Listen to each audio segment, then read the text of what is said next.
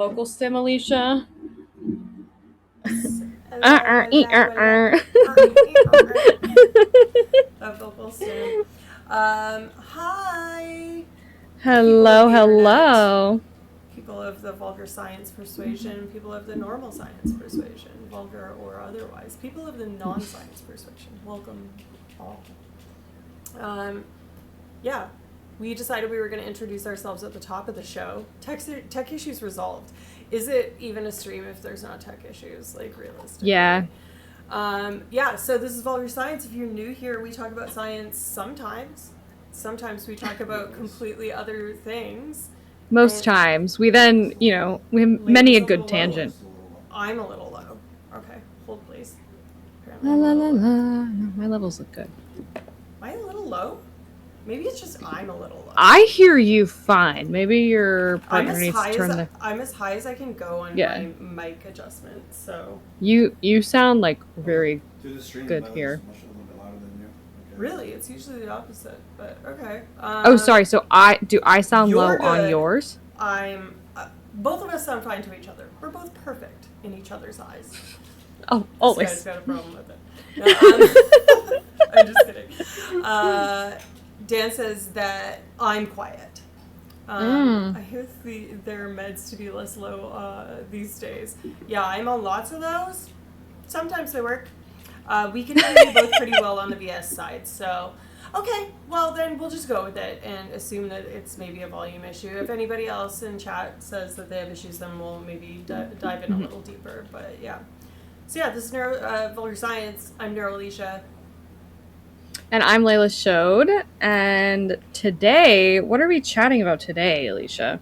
Well, we're going to talk about our science backgrounds. We're going to tell the folks... We're talking about ourselves! Yeah, it's not quite an Ask Me Anything. I don't know if we have quite like the following yet for an Ask Me Anything, but I mean, if people are into that, I'm down to do it at some point.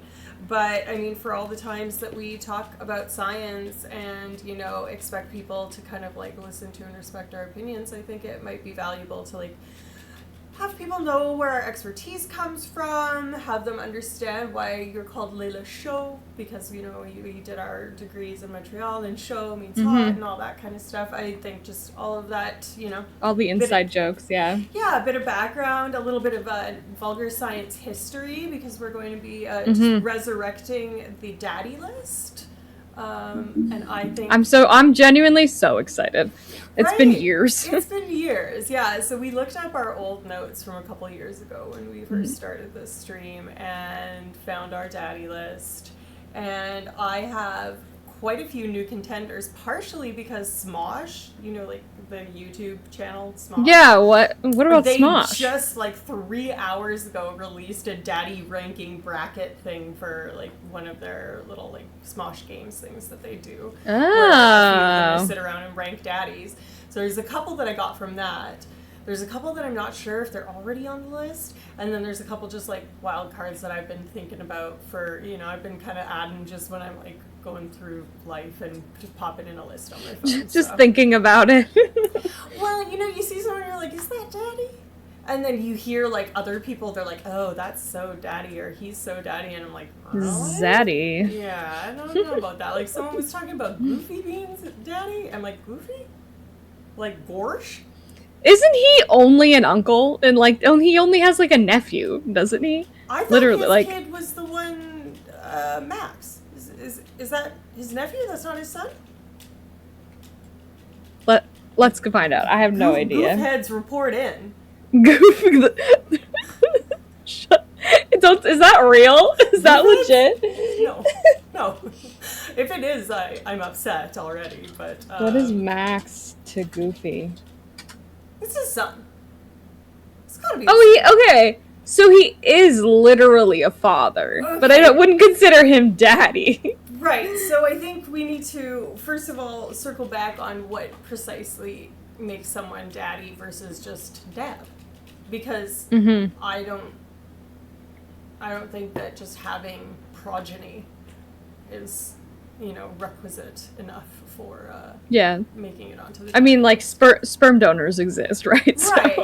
Right. So, and I think like there's something there's a slight bit of sex appeal that I think is required. I think that's important. I think that there's a warmth that's required. Yeah, I think they're supposed to be like warm, nurturing. You want to lay your head on their chest, I think is like the biggest. Right, but it's not all in physicality. There is some kind of just like generic daddiness that's like a nebulous sort of like vague concept that I think just can't really be captured. You know, like, okay, one of the more kind of like weird ones that people have been talking about, it was in the Smosh video, and I've heard this talked about, and maybe we even talked about it before, is Mufasa. Is he daddy? Because like James Earl Jones, he's probably pretty daddy. Like I don't really like, he's maybe In his youth. generationally, yeah, right. So he's pretty old. Is he even alive? I don't know. Is James Earl Jones alive? But I think he's pretty sure he's still alive, yeah. I feel like we looked this up at one point, if I'm not mistaken. The fact that I don't know if he's alive means he's an age bracket far enough from me that he might be granddaddy. But not daddy. So... Okay.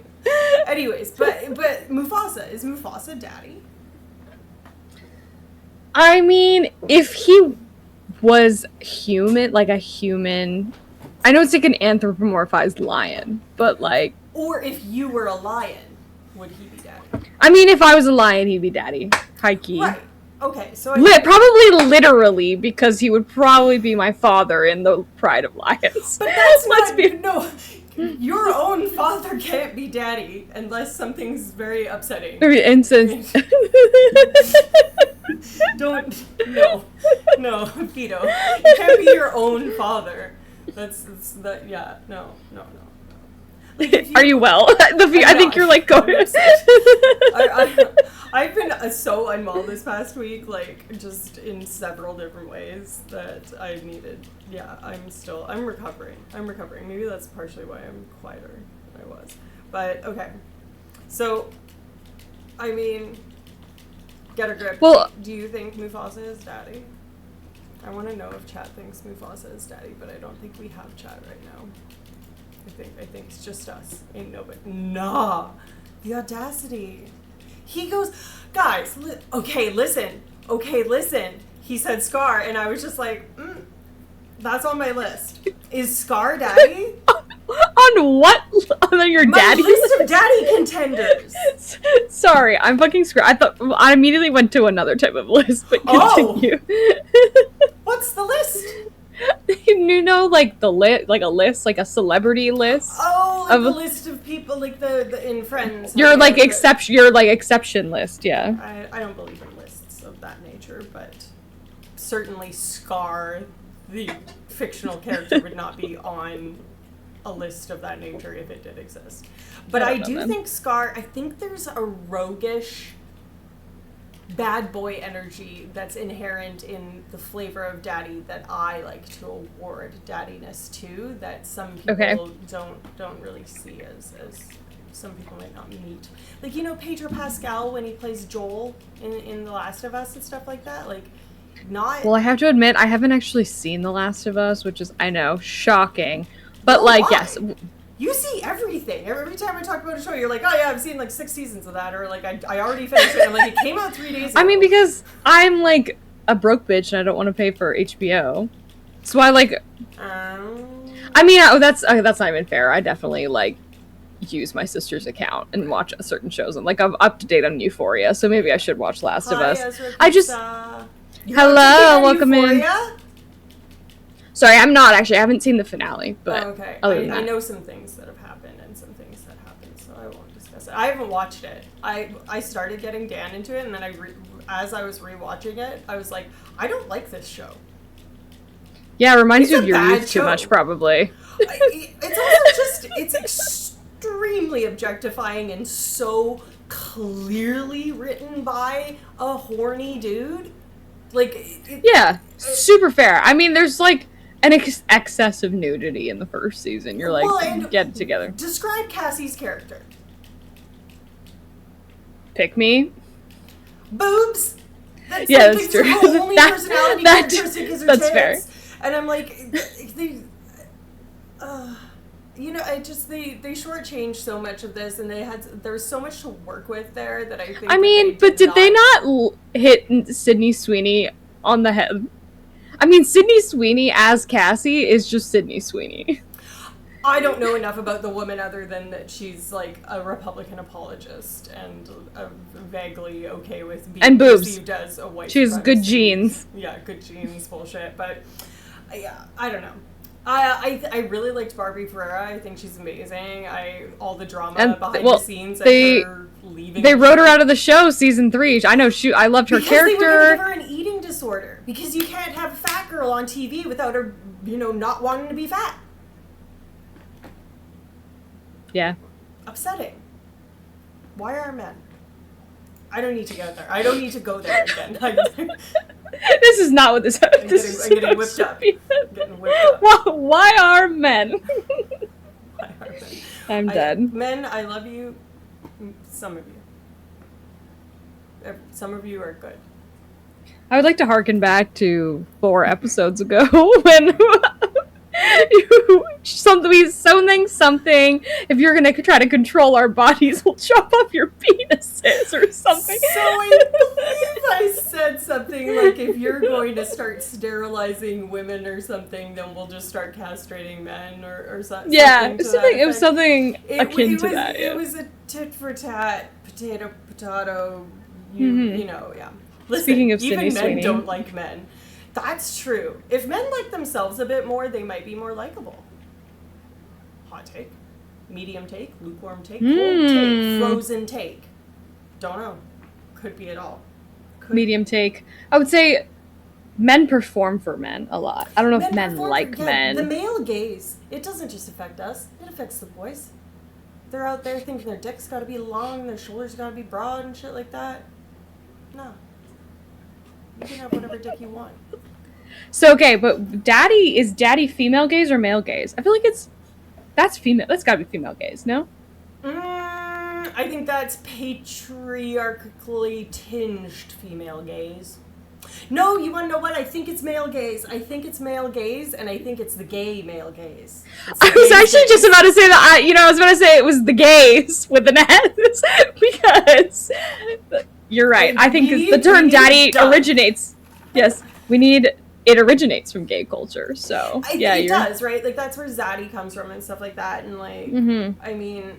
There's like the whole concept of like bears and otters, which I totally think we should do an episode on like gay nomenclature and like violent language and stuff like that. I mean, tis the month. Tis the month. Happy Pride, babies. Days. Yeah, exactly. So okay, I think that's where it comes from. I don't think that I think it's been bandwagoned by the straight. Yeah, by the straights. The straights that like RuPaul. You know? Those ones. Us.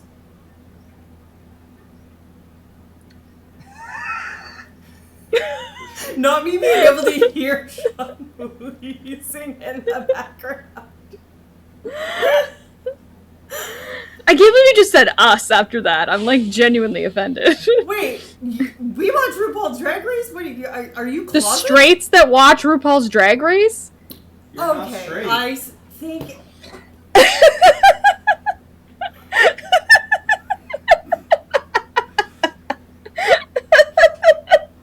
This is part of our backstory. This is part of our backstory. You know, you're in a straight relationship long enough, and you forget. I forget sometimes. Yes. You forget. Actually, I saw some like, I don't know, it was like a very stupid video a few weeks ago that said something about like bisexuals like being excluded from gay culture, blah blah blah blah blah, and like sure. Yeah, and I mean I commented of like this, I mean there's nuance, right? Because like gay people are like, oh, bisexuality is like gay light, you know what I mean? It's like diet gay. However, I mean I think as somebody who's bisexual, you also have to acknowledge, especially if you're in a heterosexual relationship, you have to acknowledge your straight passing privilege. Oh, 100%. So it's like, yeah, so it's like, I mean, there's two sides to it, but it's like we should still be included. Like, you need inclusivity. Well, and all that. like, do you need to be walking around like screaming rainbows and being like, yes, queen, to be gay? Like, plenty of gay people that we know and love and are very proudly gay are not that. In fact, most of our people are not like, hello, barrage, well, I was, you know? Like... I mean, like, how many gay people can survive living as a stereotype of a gay person forever? You know, that's just not it. Right. Well, and to what degree is it performative and all of that sort of thing? I mean, I guess that's all for them to decide, more or less. But yeah, we're bi. We are bi people in straight passing relationships. Bye, baby. Straight relationships, I suppose. Is it still a straight relationship if someone if they're both not straight? It's a heterosexual relationship, yeah. Yeah, but that's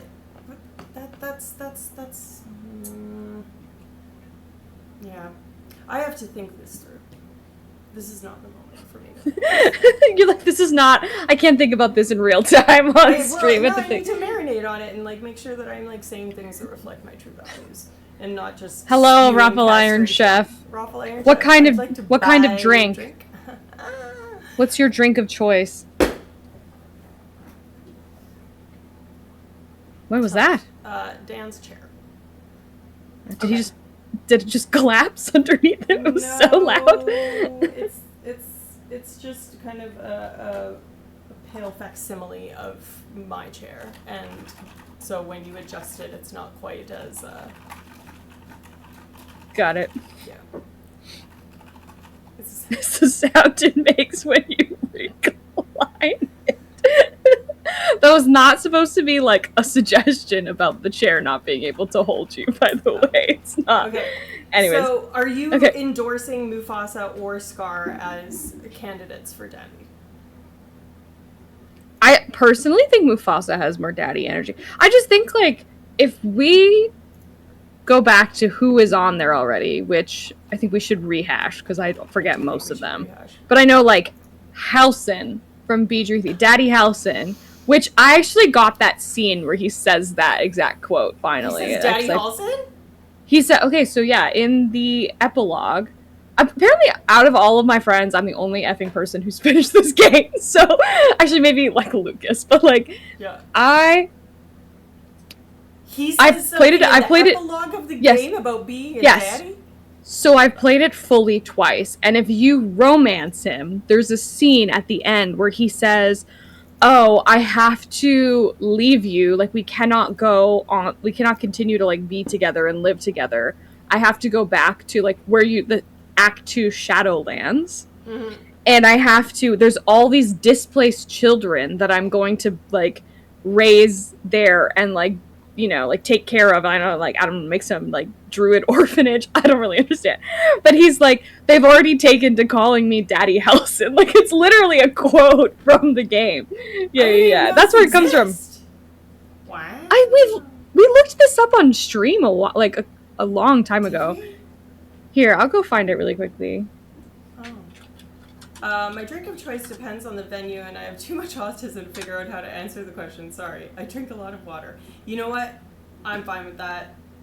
If someone brought me water and just said, stay hydrated, queen, I'd be so happy. Give in to peer pressure and just order a Jack and Coke every time. Yeah, I mean, I'd more be in the realm of rum and Coke if I was going to put something with Coca-Cola, just because I think the flavors drive a little better. But yeah. At a bar. I mean, if I'm at a bar where the best drink is a Jack and Coke, I've already fucked up. That's true. So, my mom was visiting a couple weeks ago, and we went out, and she wanted a dirty martini with 3 olives, and this young whippersnapper. With 3 olives? Was she hungry? She wanted a snack? My mom likes olives. Okay. But apparently there's this like whole bullshit about like putting only an odd number of olives. If you put an even number, there's some blah, blah, blah, blah, from like some dumb cookbook or cocktail mixology, whatever. You spill the salt situation or no? It's really supposed to be a flavor thing. I don't know. Okay. It might be a flavor thing. But anyways, this kid, like, had no clue. He's like, oh, yes, a martini. And what flavor of martini would you like? She's like...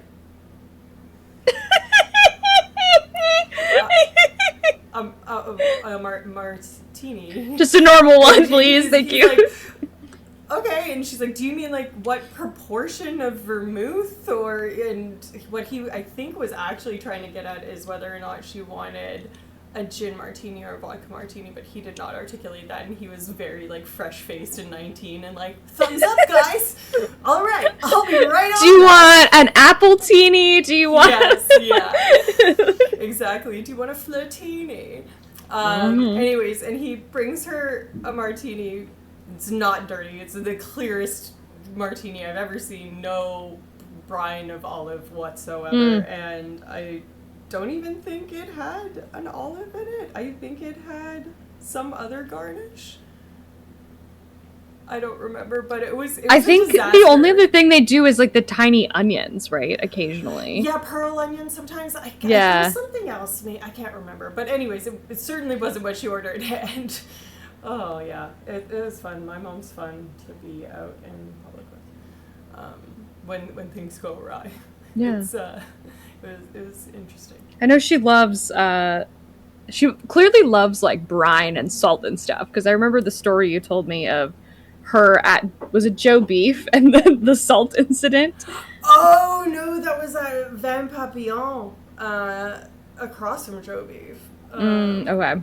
And yeah, she's like, so what's about the salt? Yeah, I don't know. She's a foodie. She likes food. Pearl onions makes it a Gibson? Is that true? Is that the real truth of the matter? I know nothing. Any expert bartenders in our audience could weigh in. Well, Raffle Iron Chef said they made an excellent dirty martini, so I trust that. I mean... Yeah, you know what? Maybe we already have it straight from the horse's mouth. Mm-hmm. Okay, listen, I have other daddy candidates here. Maybe we should... Okay, really quickly, I have shared my screen with you and with our viewers of the Daddy Halson scene. Oh, girl, yes. It's the quote is, at last count, there were 9 whole wagon children in tow. They are my duty now. Daddy Halson, they call me. Why is Who am I to tell them otherwise? Because it's like it's like a romance scene. Okay. Post-romance scene. All right. All right. Alrighty, Roo. Alrighty, Roo. Rafa Iron Chef says, I do have chef in my name, but chef and bartender, you don't have to be able to make good drinks to be really good at making delicious cuisine, right? Like, you write your own press releases. All right, tell us more. Oh. I like that. I am an okay cook and a very bad bartender. And even worse, waitress, server, servers. Sorry, you said you're a decent cook. A what? Shit bartender, bad bartender. Oh, a shit bartender. I fully thought you described yourself as a martini. And I was like, what the fuck is I'm a tall drink of water and a dirty martini. No. If any, I'd probably be some, like, scrud-ass beer, like a PBR or something, let's be real. I don't think I'm a cocktail. If I'm an alcoholic drink, there's no way I'm a cocktail. Especially not one of any, like, great repute. I'd be, like... you're like gin and tonic or something like that at most. I was gonna say your blood is like 30% Guinness already. You might as well just say like. She calls them like she sees them. She clocked in this moment. Okay, yes. Halson already on the daddy list. Sorry, so the only reason I referenced that is because I feel like Mufasa and Halson have similar energy. Scar, I don't think has that energy. He's like. I don't think Scar is daddy. I do think Scar is the sluttier lion of the two. I think he's got more sex appeal as a lion. I think the voice of Jeremy Irons has like a, there's shoulders to it. There's slick, right? You know what I mean? Like he also be little prepared. Bit of that. Like, come on. I mean, but that's an exceptionally flamboyant gay number. Like, right? So I guess, okay, maybe does that contribute to the daddy? I don't know. I think it contributes to something. I don't think it's daddy. It contributes I don't think to a daddy does. Sexual innuendo. Yeah, I don't think a daddy is doing like what is it the called? can with 90 hyenas? No. Well, no, like a theater. Like, they're not doing the Book of Mormon on stage, Queen. They're Like, not doing Kinky Boots? Yeah. Okay, but hear me out. The reason I thought of Kinky Boots is there's the guy, I can't remember his name. He's I think he might be gay, and he's a theater man, and he's, like, you know Josh Gad? He's, like, friends with that guy. He's the blonde guy from the FBI show that was on Netflix. He's like the young, like, happy-go-lucky one, and then there's the, like, gruff mean one, and then there's, like, the hot lesbian. You know what I'm talking about? Does anybody know what I'm talking about? Okay. Mindhunter. The show Mindhunter. Hold on. People... Are you talking about Jesse, what's his nuts? Like the main character from Mindhunter? Is yes. his name Jesse? And that man is he's super gay. He plays King George in Hamilton. Okay. Jonathan Groff, yes. Okay. Hold, please. Please, King George in Hamilton. He's very gay. Why is there King in Hamilton? I thought it was about America. King George III. It's about America gaining independence. Oh, you guys do so much shit down here. Okay, so hold please, though. Not him. I don't think he's daddy. He might be the opposite of daddy. He might be son. But AI viewers streamboo.com. No, thank you. No, thank you, sir. Anyways, somebody else from Mindhunter? The mean guy from Mindhunter, I think, has slight daddy vibes. This is the main guy from Mindhunter. The mean, angry, grumpy. The guy that looks a little bit like the emotional, angry guy from... Holt McCallany. Holt McCallany. Yeah, that guy. I mean, he looks a little rough in some of these pictures, but Mindhunter? I don't know. He's not daddy. I can see it. Yeah, okay. But he doesn't go on the list. No, I don't think so. Okay. I'm trying to, like... Anyways. Who else? He reminds me of... What's his name from... Why am I blanking so hard on the movie about about gangsters where he, like, at the very end ends up, like... Movie Why am I... gangsters? Okay. Yeah. Joe Pesci. What is he known for? Oh. What film? Like lots of things. The Goodfellas probably is what you're going for. Goodfellas, yeah. And what's the main actor in Goodfellas? Ray Liotta. There we go. I think we actually already discussed Ray Liotta's candidacy for the daddy list, and he did not make the cut.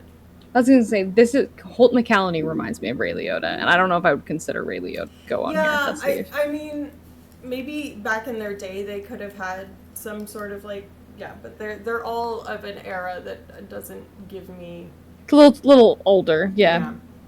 Okay, sorry, can we really quickly go back and just list everybody who's on the daddy list right now?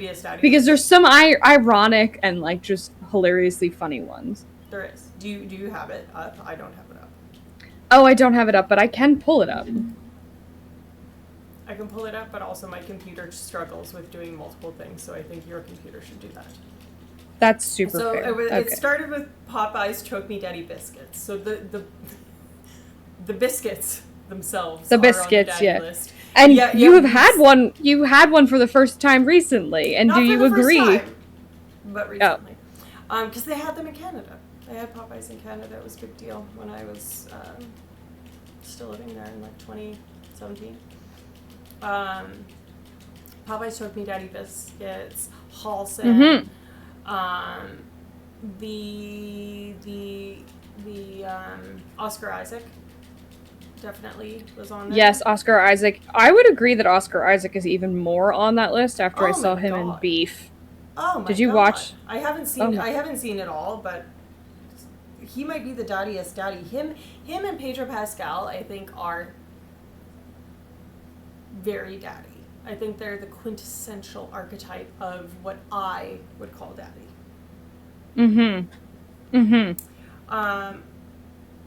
Who else is on that list? Pedro Pascal, obviously. I mean, I just mentioned. Where am the granddaddy, the daddy of daddies. don't know if they're... Yeah, Oscar Isaac and Pedro Pascal, I think, might be the patriarchs of the daddy dynasty for me. The modern-day daddy dynasty. Insofar as what exists. Who else are you suggesting? Well, I figure out how I can... Okay, so the Disney Robin Hood, the Fox. I want to get the animated ones out of the way so that you guys can stop. This is... God, there's a whole fucking... Oh, yeah, hear me. This is such a hear me out take, bro. Like... Well, so these aren't necessarily ones that I think. These are ones that I've seen recently that other people propose, and also includes ones that I think. And I will say Robin Hood, Fox Robin Hood is hot as a fox. I had a crush on him when I was a young girl. And Same. Yeah. But I don't think it's daddy. I think it's like, again, it's a little bit of shoulder slinky bad boy, but not daddy. I agree. Takes from the rich and gives to the poor. That is very providery. There is some daddy-esqueness there, but I think he needs a bit of maturity. He be fucking around, Yeah. Maid Marian's up there knitting and shit with the chicken. You know what I'm talking about. I would argue Maid Marian is mommy, though. You want to know whose mommy is that chicken? Shut the fuck up. No. Nah, isn't it like Helena Cluckington or some shit like that? Not Helena Cluckington. Not Helena Cluckington. No, I think it's Madame Cluck or something. There is Cluck in it, but Helena, we got creative on that one, I think. Thank you. Daddy, okay, we have daddy candidates. Daddy and mommy list. I think it's just Lady Cluck. Yeah, oh man, no. Is it really? Remember, because she carries stuff in, yeah. She's got slight chicken cleavage. Hysterical. That's T. She does. I remember the chicken cleavage. She loses badminton birdie when they're playing badminton in her chicken cleavage, and she has to like shake it out of the bottom. If that ain't mommy, tell me. Okay, sorry. I have the old daddy list. Okay, Popeye's biscuits, Pedro Pascal, Oscar Isaac, Canadaddy Trudeau. Oh yeah. I think we need to nix him. He started dating Katy Perry, and I was like, I'm like sick to my stomach. He's out of here. Get him out of there. Get him out of here. He also, his approval rating dropped. We're like, no, not anymore. Chris Pine's on there. Yeah, and he got really daddy after that movie that everybody hated because he got all. I agree. He got the beard. Like that, and he was John Stamos. That's a good pick. I don't know who picked that. That's a good one. Well, we talked about Danny Tanner, I believe. It's Danny Tanner. You're talking about Bob Saget, Danny Tanner? Well, I'm talking specifically about the character of Danny Tanner as played by Bob Saget. I don't think I watched enough Full House to be able to... He's a pretty caring dude.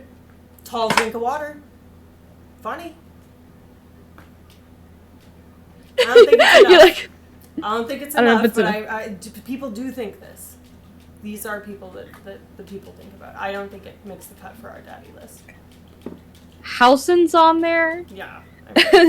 It's written as Water Spider Daddy, but we went Daddy Long Legs, therefore.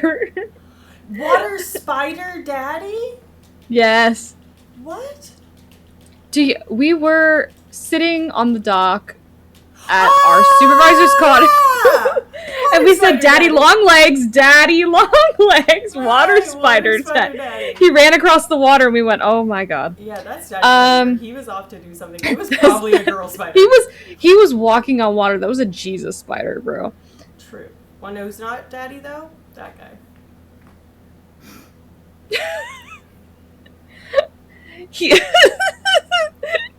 He died for our sins, Alicia. Be serious. He died for my sins, girl. He said, nah, I'm cutting it off there.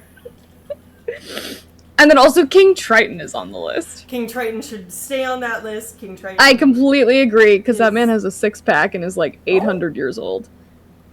Now, I want to to dig a little deeper into that. Why is What? he being 800 years old? What other 800-year-old do you know that has a six-pack, Alicia? Okay, so it's the incredulity that you have for him having a six-pack at 800 years old. Yes. Six-pack at his age. I mean, yes, he do exactly. be swimming. He do be swimming? Just keep swimming, and I hope we find him, inshallah. Yeah, okay. Inshallah.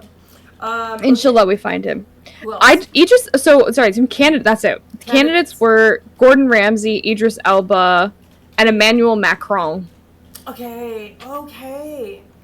You know, I think my daddy candidacy is falling a little bit closer to less about Bad just boy? like hot older men, and I'm seeing the candidacy of some of these, like Justin and Macron, as just kind of like leader sexy kind of thing. I mean, Macron also, I just feel like in the past, 3 or 4 years, that sort of, establishment, political leader has become, so stomach-churning that...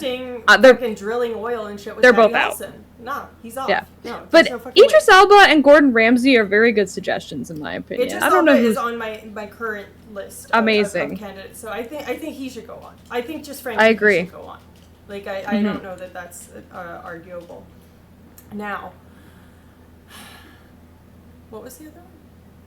I have the Gordon Ramsay. Gordon Ramsay. I mean, because he's gotten more daddy as time has gone on, in my opinion. Seeing him when he's being kind of a nice, chill dude and not being the caricature of idiot sandwich, sandwich and screaming and stuff, I think he's kind of cool. Paul Hollywood. Who? Paul Hollywood from Great British Bake Off. Ooh. That's actually a very good suggestion. Now, don't quote me on this. I might say that we shouldn't put him on the daddy list. I'm not 100% sure, but there's something in my brain that says he's dates problematic. Women that are a little too young. But I'm not sure. I might be mixing him up with someone. So let's just do some research before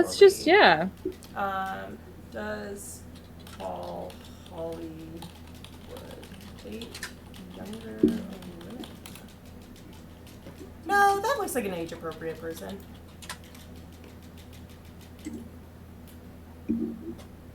Ooh, no. 29 years his junior. That's rough. Yeah, okay. 29 years? That's a whole human being. That's a whole person that owns property. Nah.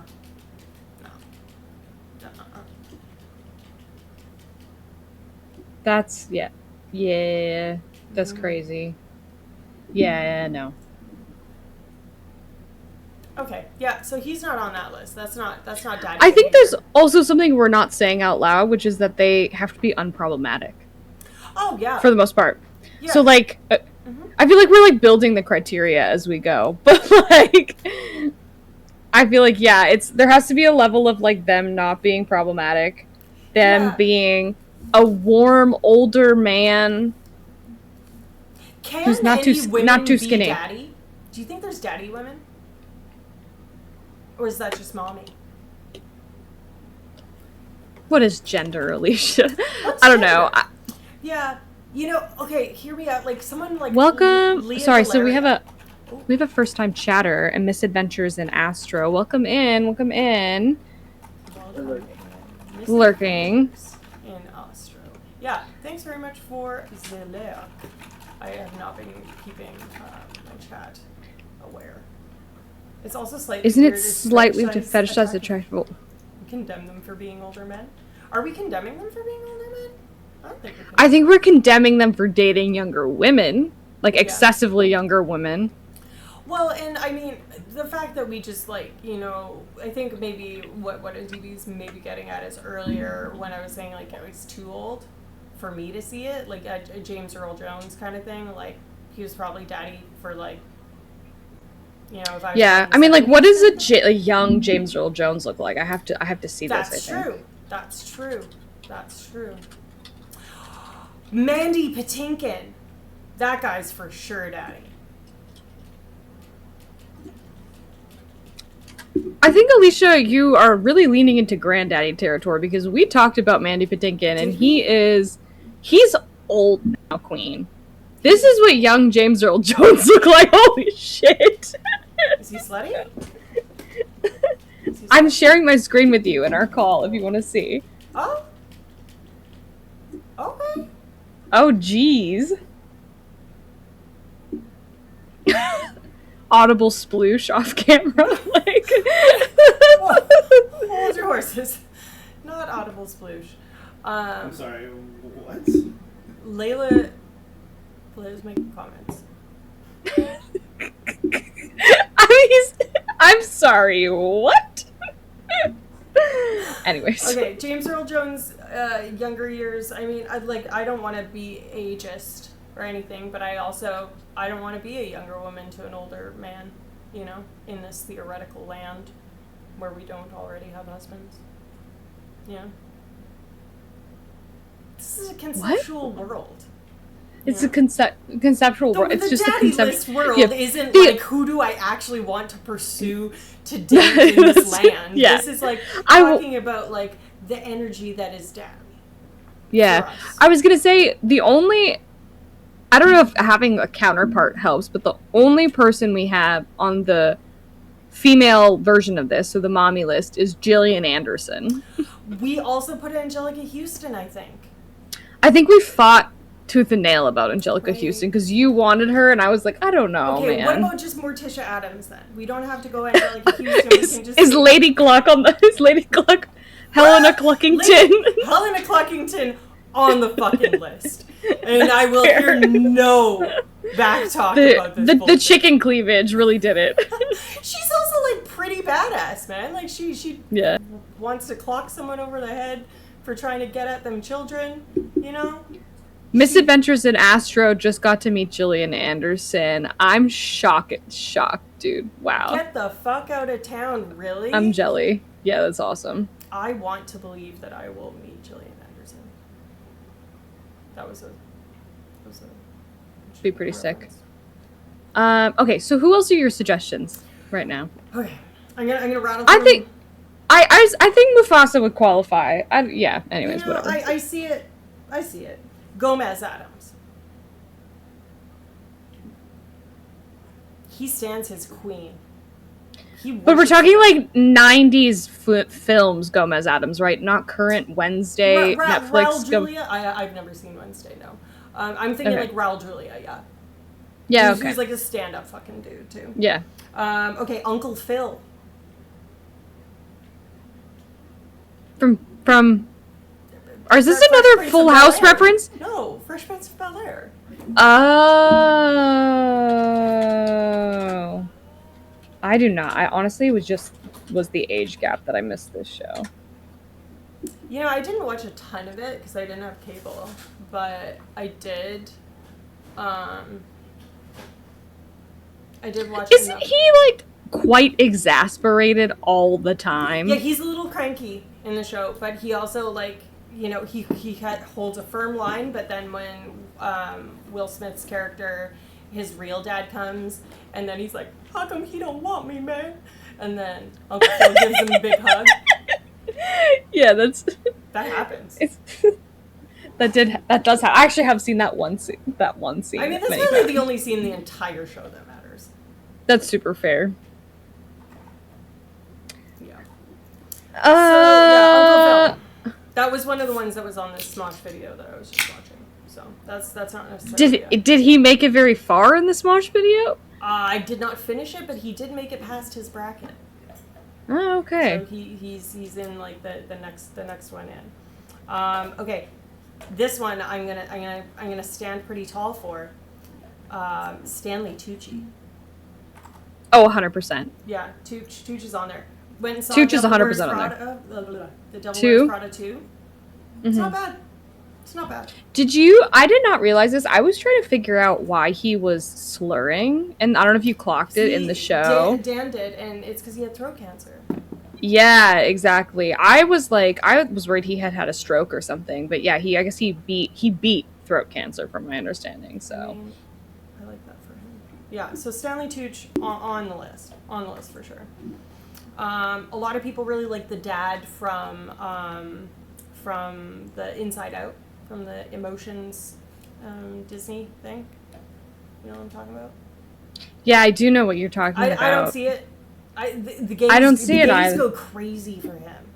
It's because he has a mustache. The gays love a mustache. I mean, yeah.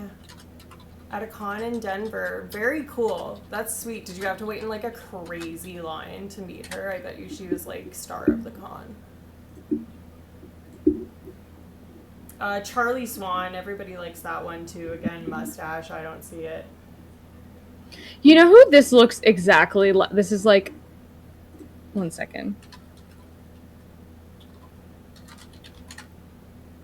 This is a 1 for 1. This is a 1 for 1 of can I join these two together? Don't know. Do you know this gay comedian Mateo Lane? Oh, Are yeah, you familiar? Like Mateo Lane. They look exactly alike in my opinion. Yeah. That's like straight up the gays influence right there. Okay, anyways. Big time. Yeah. I totally see it. Sorry, you said Phil. Wait, you said another dad before Phil Dunphy. Oh, I was just saying that might be the person you're saying he looks like, because if you just put a mustache on Phil Dunphy, he kind of looks like that. That guy just looks like generic white guy. That's what that guy looks like. Yeah, I think that was the goal. Yeah. Nondescript. I'm not upset about it, but anyways, some people think Mark Ruffalo doesn't do it for me. Didn't he just do something? Alabama and never forgot about it. What? He was in that movie Sweet Home Alabama. I tried to watch it and then I just could never see him as anything but that, and that movie sucked. What is his role in Sweet Home Alabama? I only ever saw him in 13 Going on 30 and then Avengers. Yeah, Avengers. The Hulk. Is the Hulk a daddy? It's the Hulk dad. Too angry. Yeah. Abusive. Abusive. Don't like that. Okay. I don't think... Okay, Christopher Maloney. The guy from Law and Order, I think. The bald guy. People really like that guy. Yeah. I just saw him in The Handmaid's Tale. Oh, that's Christopher Maloney? Is that who I'm thinking of? Is that... Am I... Melanie. Yeah. Meloni. This is who I'm talking about. Oh, I spelled it wrong. Okay. Yeah, Mariska It's a terrible Hargitay. first pick. Yeah, It took it. I could see it. Yeah, I see it. Yeah, I'm okay with that. High key, yeah. Did you know that Mariska Hargitay's mother is the literal Jane Mansfield? Like the I did know that. Yes. I didn't know that until relatively recently. It was crazy. Okay, I'm almost to the end of my daddy suggestion list, okay. And then maybe we can talk about science for like a hot second. Okay, Daniel Craig / not so much Daniel Craig himself, the character that he plays in the detective movies. Yes, the he has like a Creole accent. Yeah. Why am I blanking so hard on He's like that name? Like Phil Lexington or something. Glass Onion, yeah. It's Glass Onion. Benoit Blanc. Oh yeah, yes. Benoit Blanc. Which is pretty funny that they called him Benoit Blanc. Because he's supposed to be from like Louisiana, if I'm not mistaken. I think it's there's some suggestiveness about his gayness, and that they... You know what Benoit balls are? Oh, is that what it is? This supposed to be a reference to that? I don't think that was an accident to call him Benoit Blanc and have it be like one letter switch away from saying Benoit balls. I don't think that that's an accident. Interesting. I don't think anything in that level of a production is an accident, but no one has confirmed this. This is just me ideating. And maybe I just have a filthy... I believe he's supposed to be kind of based on the character, like the... What's the name of the detective from like the Murder on the Orient Express and stuff? It's supposed to be like those kind of stories. Poirot? Yes, like is Olivier Perot or something? What is it? I can't remember what his first name is, but it's P-O-I Poirot.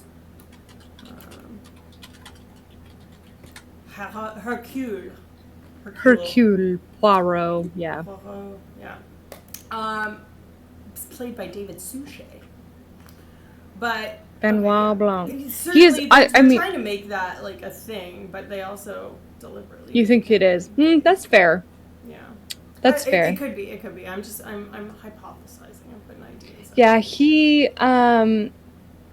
is. They like very much insinuate that he's a gay man in the second film because he's literally like living with Hugh Grant, who is his partner. In the third one, I think he's just straight up out. Is there a third one already? It's so good. So there's the one with Edward Norton, the second one, and then the third one is the one with the Irish priest. Yes, the priest one. I have seen it. You're absolutely right. And you're right, because he's like, it's like church-y, and they're like, no, I disagree with this. Yeah, you're right. Yeah. You're absolutely right.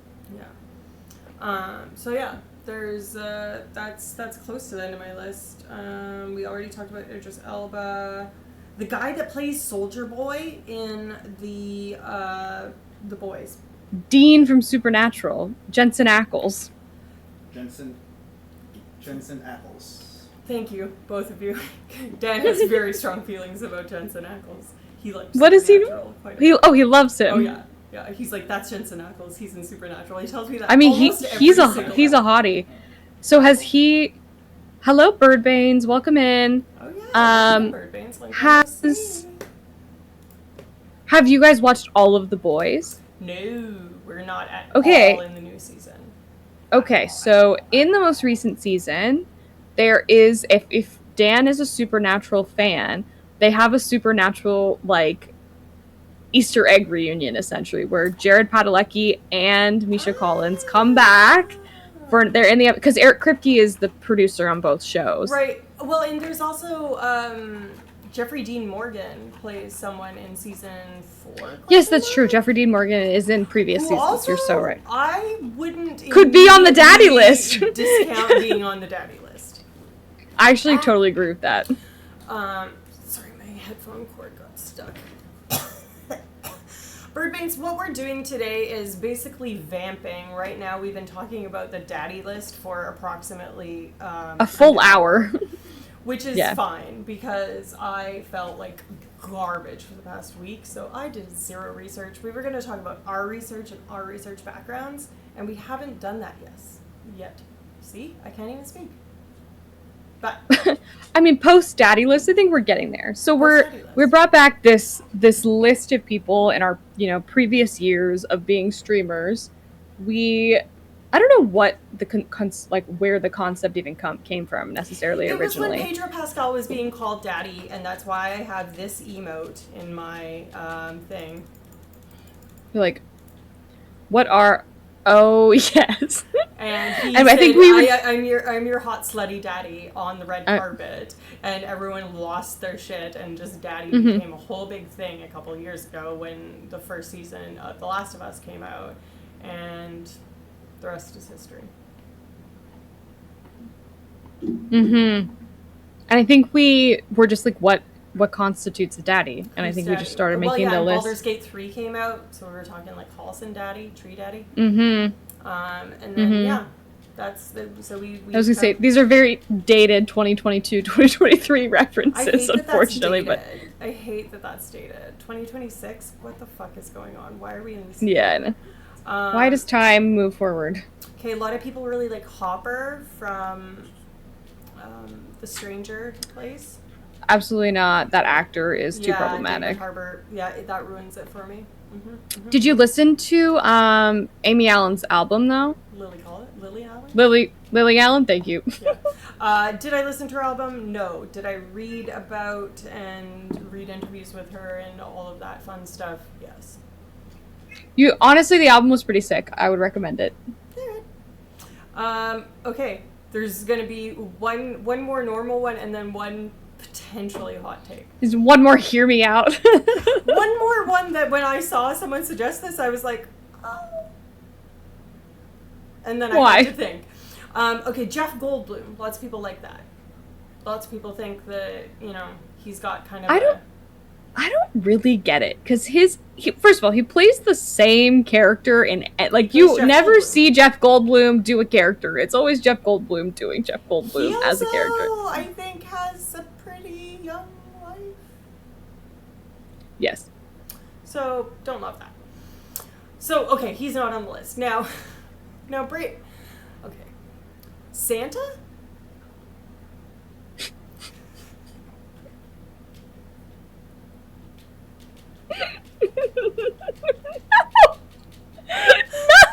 I think there's like inherently supposed to be a lightly sexual aspect of it, and I just no. I mean, okay, if we're gonna talk like there's children involved, so he can't be sexy. But if you removed that from it, yeah. Have you seen the movie Klaus? No. Okay, so it's like this weird like folk tale take on how the Santa Claus came to be, and essentially, I'll show you, because are you well? In the head, certainly not. Jeff Goldblum acts like Ryan Reynolds. They play a version of themselves. Yeah, I'm with you on that. That's true. 1 second. Bird Baines knows what's up. Yeah. Jeff Goldblum. I wish people just would stop being problematic, you know? And, like, I know that, like, one mistake, you shouldn't necessarily write people off entirely for it and stuff like that, but, like, it's hard to come back from it if people don't, like, address it, you know? If it's just radio silence, I don't like that. Oh. Now, Layla, are you making a case for Santa Daddy right now? This is the only Santa Daddy I will accept, in that this is, like, the origin story of how he came to be, and this Santa is, like, a very muscly, like, woodcutter. So he's Lumberjack Santa. I mean, it's like King Triton as Santa, essentially. I mean... Lumberjack Santa, yeah, there we go. I'm fine with that. You know what? I'll watch that this Christmas. I'll commit to that. This is the only take on Santa. Actor? What's the voice actor on old Klaus here? So someone, even Arnold tries his best to character act. That's T. Yeah, with his Austrian accent. Who's your daddy and what does he do? Oh right, that's a line. He's like, who is your daddy and what does he do? Do I even remember what these character names are? Come with me if you want to live. I can't believe no one is impressed with the amount of Arnold Schwarzenegger quotes. References, you know. That's what I've seen zero films that he is. I was gonna say my go. I for some reason knew that Arnold Schwarzenegger was gonna come out. My go live notification is, it's like, who are we? Who is your daddy? What science do we do? I love that. So I'm not entirely sure what this daddy is supposed to be like. So he's supposed to be warm. Why am I having a full stroke? Nurturing. Unproblematic. Hot. Generally a little bit older. Are we talking about actors playing sciencey roles? No, we're just talking about characters, actors, concepts. You know, what we consider daddy. What we. It's J.K. Simmons does the voice, which you probably could get behind. Honestly, I love J.K. Simmons. He might even be able to go on the deck. He's a little. You know what? Watching Whiplash kind of made it so he could never possibly be daddy to me, because he's so mean. Also, that picture of him at the baseball game is anti-daddy. Oh, a sexy daddy type. Yes, sexy daddy. Do you think he's still in science? Yeah. Yeah, I mean, I actually was around previously, so they know that it's chaos and science. Sometimes more one than the other. Yeah, more vulgarity, less science some days, depending on depending on what, flavor you catch us at. Anyways, you were saying something, sorry. I was just gonna say, honestly, him in Whiplash, which, for those who haven't seen it, is a film about a student who wants to be like a famous drummer or something, a successful drummer, and this is like his musical coach, and he is like super aggressive with him, and like essentially he's like, you could, yeah, you can do better. Like Juilliard, like it is the best music school in all of whatever, and it's really hard to get into, and you basically have to make your whole life music. And he's one of the instructors of their like ensemble band, and is known for being an absolute hard ass. And blah. Are we going to talk about the science behind daddies? Not today, but I do think we've already discussed that we want to talk about like gay nomenclature, you know, bears and stuff like that. What is daddy? Yeah.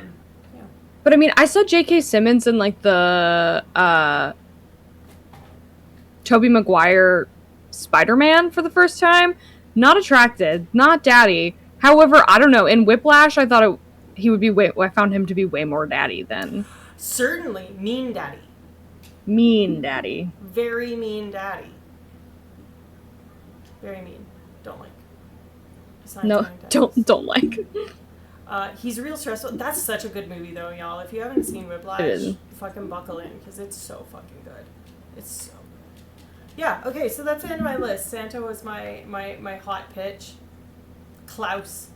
Trying hard to think of one that qualifies. Not exactly something that crosses my mind. Straight guy here.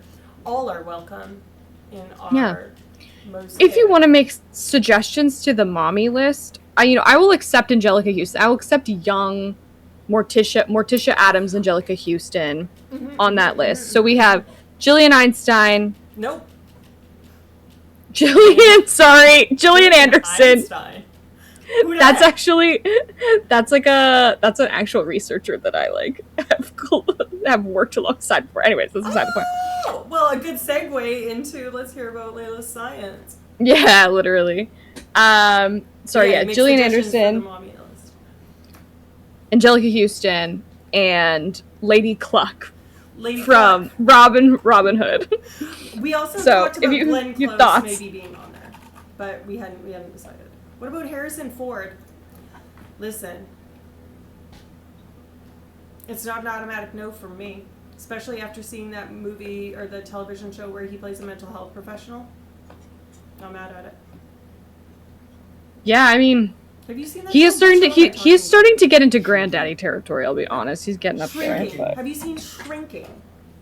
I believe it's on Apple. I've seen like posters for it. I haven't actually seen the show itself. It's honestly pretty worth a watch. It's pretty funny. Jason Segel plays himself, but everybody else does pretty well. Yeah. So, anyways, your science. My science. Yeah, I could just briefly talk about what I've done historically, etc. So, I think establishing sort of why we do this live stream, and why we how we got here is very important. And so I don't think we've ever really talked about what we do scientifically. Yeah. We've talked about that we've both been in pain research. So I started getting involved in research when I was an undergraduate student. I'm primarily trained in psychology, so that was my degree. I was a super duper keener, so I got 3 minors: biology, chemistry, and Spanish, because I'm chaotic. Not that really means anything. I knew the Spanish one. I didn't know. Yeah, I could have just gone and did probably another degree and actually had something to show for it, because minors mean nothing at the end of the day. But anyways, that's true. And so that was because I started as a classic, every freshman starts as pre-medicine, and so I got a lot of bio and chem under my belt. And then I was very interested in neuroscience, but the university that I was doing my degree at didn't have an established neuroscience program at the undergraduate level. They only had psychology, and you could kind of do this track of psychology, which was more physiological psych and behavioral, and I think after I left, I started to add a neuroscience track. And so then so a lot of people, when you go into grad school and stuff, will like matriculate into a position with a PI that they've like worked with at that university. But I went a different route, and I just like blind emailed, just cold essentially like professors that I was like saw what they were doing, and I was looking for this like intersection of like biological psychology, and I ended up finding our former supervisor Jeff Mogul, who we've talked about briefly. And I had zero idea that he was this like hot shot. Like when I was working under him, he said at one point, he was like, yeah, I'm in like the top 5,000 like most well-known scientists or something like that. And I'm like, that's actually kind of insane. There was like apparently an article that came out that like listed all of the like the most famous scientists. I don't know if they were all alive or like historically, but anyways. And so I like ended up visiting, interviewing, doing the whole thing, and then I moved to Montreal to do my degree. And so I started doing a lot of like social psychology studies, and it was looking at sort of the lab was based around sort of these like mouse to human translation. And we've talked about how like rodent models are not great, like do not have great translation to human models on this. Like we actually just talked about that like in like the last stream when we were talking about gut microbiome and like people recommending like dietary things, blah blah blah blah.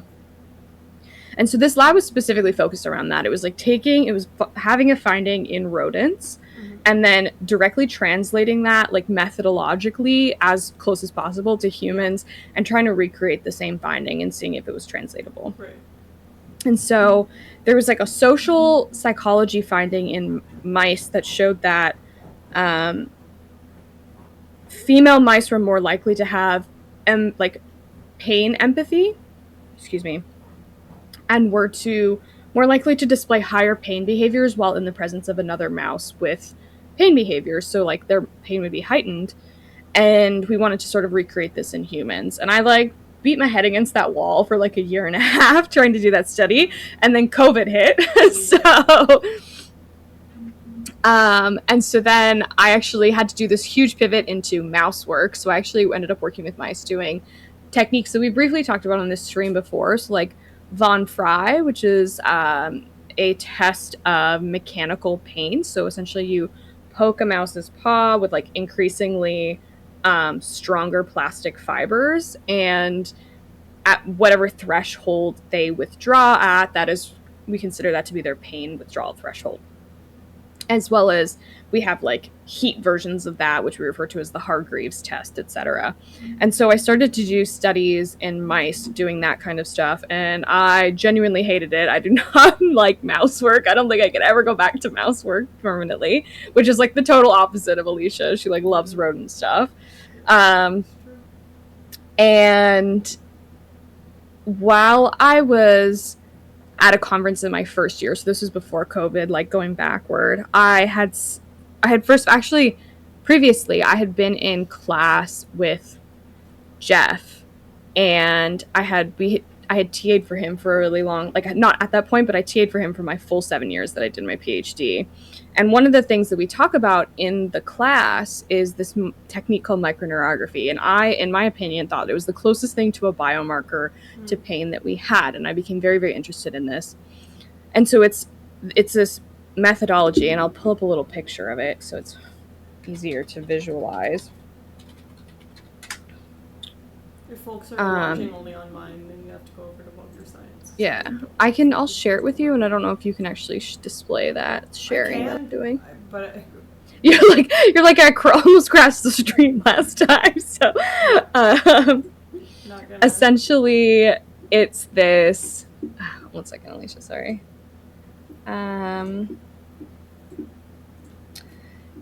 This method where this is like kind of like a terrible picture actually, but this is like a little micro electrode that we like insert into, we using essentially a sound system you can listen for like changes in electrical signals, and it takes a decent amount of time to train on this technique, where you can then locate via sound or by, there's a new method like electrical impulses in the arm and like the twitch of somebody's arm or foot into a nerve. And there's a few different types of impulses you can measure. You can measure afferent pain signals, and then you can essentially, like, if you're stimulating somebody in the periphery and you have a electrode here, you can actually see every touch that you make down here, and it comes up, and then you can, like, there's essentially a readout on a screen.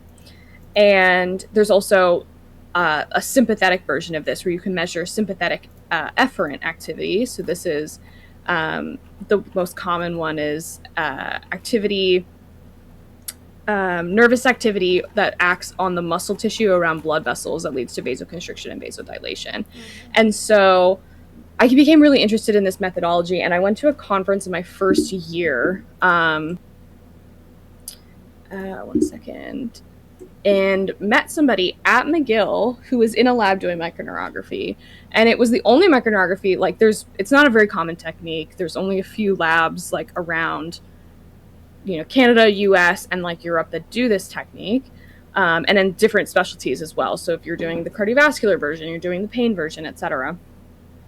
And so I saw that they were doing this technique, and I was like, holy shit, I need to collaborate with this person because I think this would be so interesting. Yeah. And so they were a cardiovascular lab, but I essentially went to this, you know, like, it was a student I was talking to, but then I went to talk to the PI, and I was like, I want to like collaborate and like learn this technique. And so it wasn't until, so like we briefly connected in like 2019, 2020, pre-COVID, and then like shit hit the fan, and I did not actually start to collect data in that lab until 2021 and working with that person. But essentially became really interested in this overlap between pain and the cardiovascular system, specifically this like sympathetic, parasympathetic, autonomic influences of pain. And so I ended up finishing my degree with 2 publications, one of them being this sort of, and I guess I can pull it up. I'll be my own plug today. Love it. Yeah. Talking about Brendan Fraser here in chat.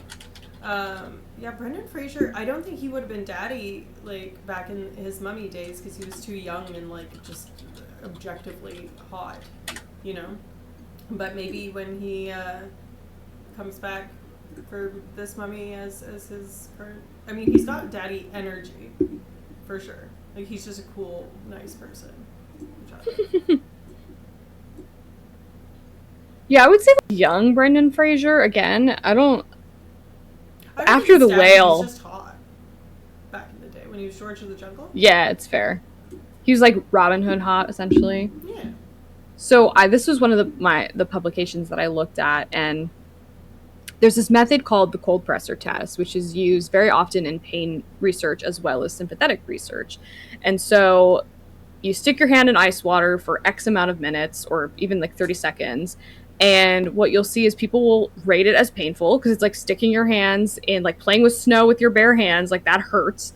But the reason it hurts is because it is like, it's referred to as like an ischemic response. So if you are familiar with the concept of like an ischemic tourniquet, you're reducing blood flow to that area, and it's very quick and it's very cold. So the blood vessels in your hand vasoconstrict to pull blood away from that area.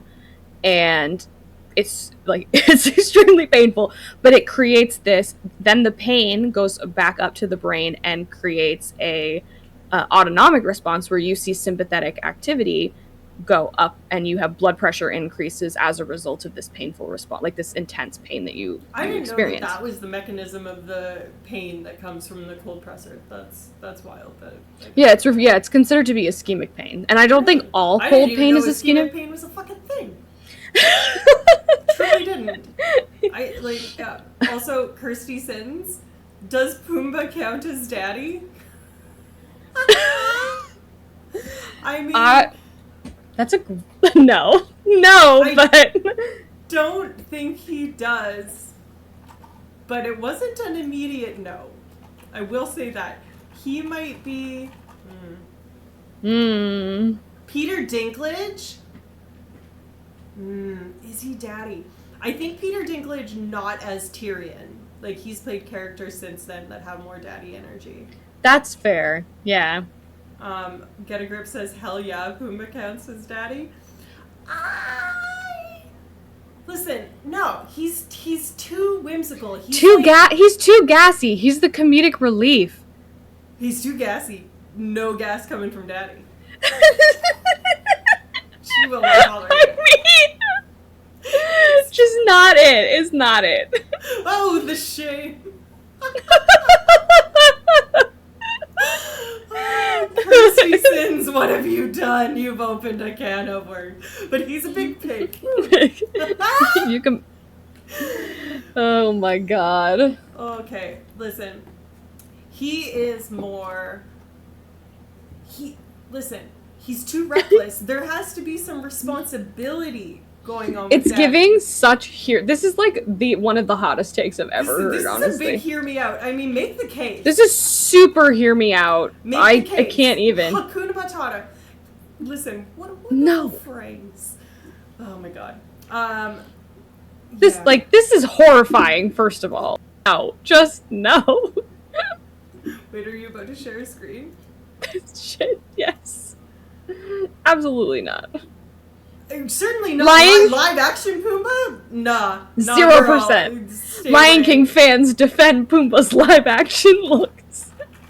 I mean, oh my god. I'm fine with boars looking the way that boars do. I just don't think boar is daddy. Large and in charge. What about Hugh Jackman? That's a pretty good one. That's a good suggestion. No, you don't think so? He's never done it for me, but that doesn't mean that he can't be.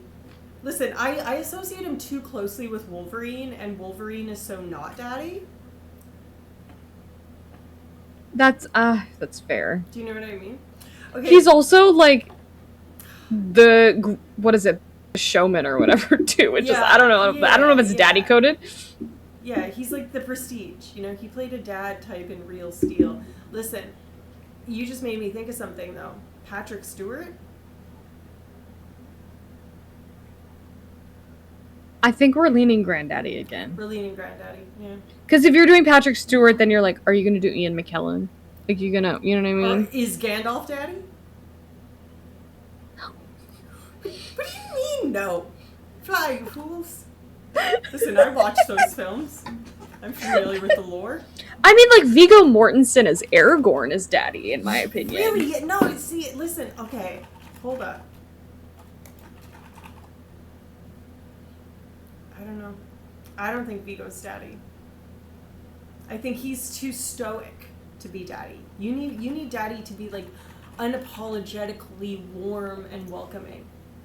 Viggo's too Viggo, particularly in Lord of the Rings.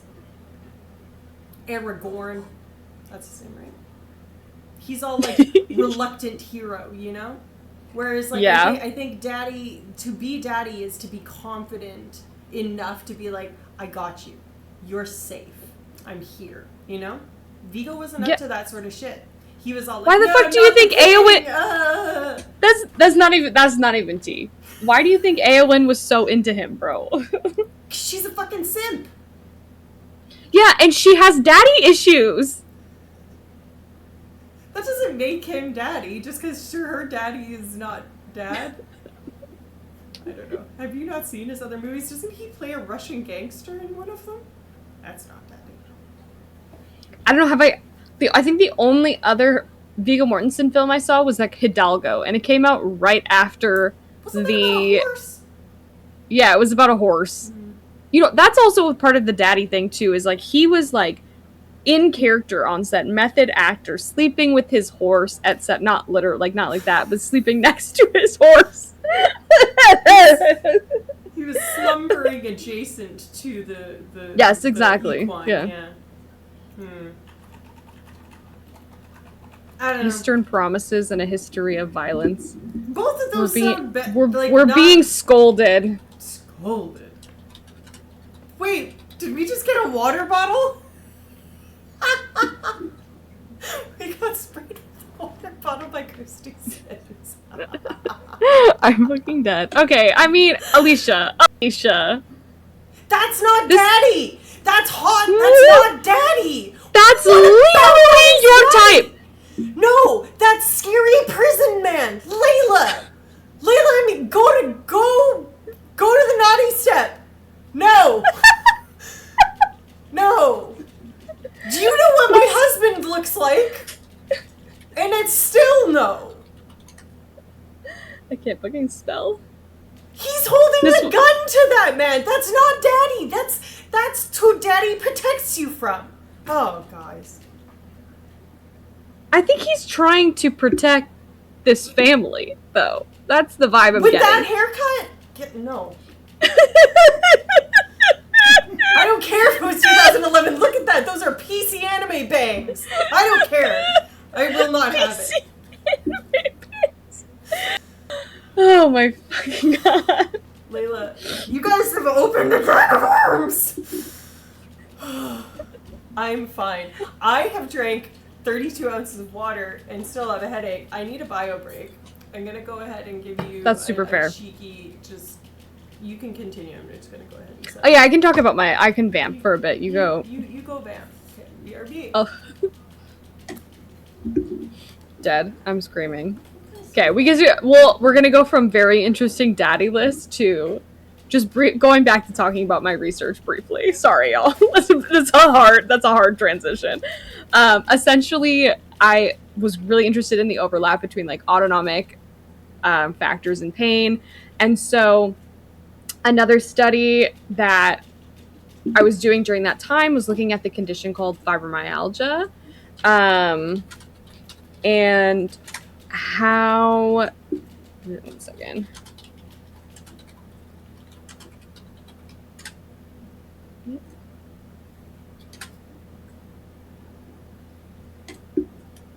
Girl, yes. I'm not a robot. Jesus. Why are you always asking me that? I think they think I'm a robot. Was looking at essentially this phenomenon called conditioned pain modulation. So individuals who have chronic pain have this thing that's like, you have like ascending pain. So you have your nervous system, like your pain signal goes from you burn your hand and then it goes up your arm, up your spinal cord to your brain. But then when you also have all of these other factors referred to as descending inhibition. So your mood that day, how good your sleep was, et cetera, those are like cognitive factors that can influence your pain, like descending pain, either inhibition or propagation. And there's like this prevailing theory that people who have chronic pain have worse descending inhibition of pain, essentially. And so we measure pain, this descending inhibition, via this phenomenon called conditioned pain modulation. So we'll apply multiple heat stimuli to somebody. So what we did in our study was we did a heat stimulus, then a cold pressor test, so that's the ice water again. What a thrill. He missed all of the... What? Yeah. I know, the Who's Your Dad? We were like talking about like that he would have corrected us immediately, been like, "Daddy's from gay culture, you whores. Like, get it together." We didn't say it wasn't. We said it was. I know, but it took us a minute to get there. The male gaze.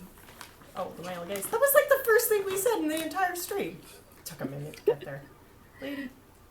I made it back from America, safe and sound. I saw you were in America. The male gaze. Okay, guys. What flavor of electrolytes should I have? Raspberry melon?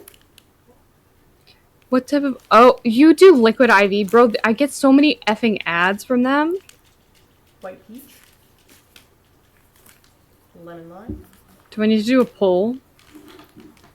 For our 4 viewers. I don't even know how to do a poll. I'll be so... Grape's my favorite. That's why there's no grape ones left. There is green grape. What about that? Green grape. How often do you get grape flavored shit that ain't purple grape? Nah. A second real case hit the chat. You are also on the naughty step. Alright, if anyone has strong feelings about what Liquid IV I should have. Frankly, the only reason I chose Liquid IV is because it has a higher content of potassium relative to other electrolyte preparations. And is that a good thing, Miss Neuroscientist? For me, it is, because there's certain types of pharmaceuticals that you take that are, potassium sparing or sodium leaching or potassium leaching, which basically means that there's like something about the way that it's digested. I don't know enough about like chemistry and stuff like that to say exactly what it is, but it upsets the osmotic balance, and then what happens is, in order to metabolize the drug, it needs to pull potassium in some cases, or sodium, or whatever other electrolyte things, magnesium sometimes, from the cells around it. And if you get too deep into that territory, then you can then become deficient of that, which will manifest in various different ways. For me, I get heart palpitations if I don't drink, or if I don't have enough potassium in my life. Interesting. I did not know that. Chat. Yeah, guys, make up your minds, because I'm making room for the electrolytes right now. Yeah, so Sean and I have gotten really, really into Arizona tea lately. And so we ordered, that's what I was drinking here, was this. They actually sell, it is literally like the best thing I've ever tasted, honestly. It's so good. It's the Arizona green tea, but it's cucumber lime. Yeah, and it's like, I'm like, this is like legitimately the most refreshing thing. Really, Pop? I like this. But we're like trying a variety pack, and so we got this electrolyte. So they also get you guys. Stop. I'm screaming.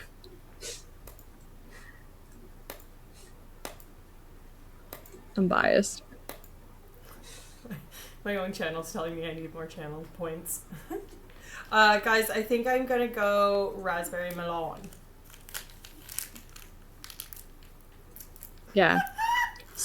But we got an Arizona tea branded watermelon electrolyte thing, and I had one sip and I was like, this is the most disgusting thing I've ever tasted. It was awful. I'm not sure what we're focusing on at the moment. Frankly, nothing. We're focusing on a million different things. We were going to do a poll for my electrolytes, and then one of the mods... This paper is trying to say they researched with the wrong sample group. Please don't cover my life. This is my paper. Essentially. Sorry. So what I was saying essentially is that like people with fibromyalgia, which is a type of chronic pain, is Get a Grip is very upset that he's not the best mod. He's very Get a Grip, did you vote for yourself?